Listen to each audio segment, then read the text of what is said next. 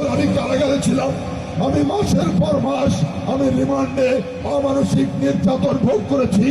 অনেক রাতে আমাকে সারা রাত কুপা উপরে দিয়ে আমাকে ঝুলিয়ে পিটানো হতো।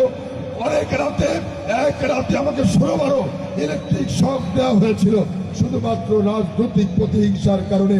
প্রিয় উপস্থিতি, আজকে আমি এত ত্যাগ স্বীকার করেছিলাম শুধু আপনাদের জন্য।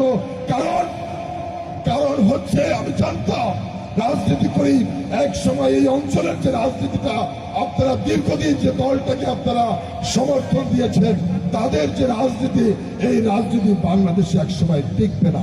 রাজনীতি আধুনিকায়ন হয়েছে, রাজনীতি এখন মানুষ সচেতন, সামাজিক যোগাযোগ মাধ্যম অনেক কিছু পরিবর্তন হয়েছে। অতএব আগে যারা রাজনীতি করেছিল গতানুগতিক রাজনীতি, এই রাজনীতি থাকবে না আমরা জানতাম। আর যখন তাদের রাজনীতি থাকবে না, তখন আমার এই অঞ্চলের মানুষ সমস্যায় পড়বে, বিপদে পড়বে। এই কথাটা মাথায় রেখেই ত্যাগ স্বীকার করেছিলাম, নির্যাতন সহ্য করেছিলাম। আজকে সেই সময়টা চলে এসেছে। আজকে আমি আপনাদের কাছে প্রত্যাশা করি, এই কুটালীপাড়া টুঙ্গিপাড়ার মানুষ, এই টুঙ্গিপাড়া কুটালীপাড়া একটি সাম্প্রতিক এলাকা। এই সাম্প্রতিক এলাকা, এখানে হিন্দু, মুসলিম, বৌদ্ধ, খ্রিস্টান সকল ধর্মের মানুষ এখানে বসবাস করে। আমরা সকলে মিলেমিশে একটি সম্প্রীতির বন্ধনে আবদ্ধ রয়েছি।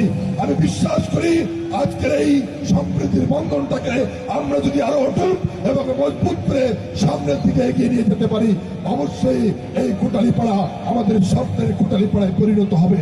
সেই প্রত্যাশা রেখে সকলকে আমার বক্তব্য শোনার জন্য আবারও ধন্যবাদ জানিয়ে আমি আগামী দিনের যে 12ই ফেব্রুয়ারি নির্বাচন হবে, সেই নির্বাচনের ভোট প্রত্যাশা করে আপনাদের ধন্যবাদ জানিয়ে আমার বক্তব্য শেষ করছি। ভালো থাকবেন সবাই।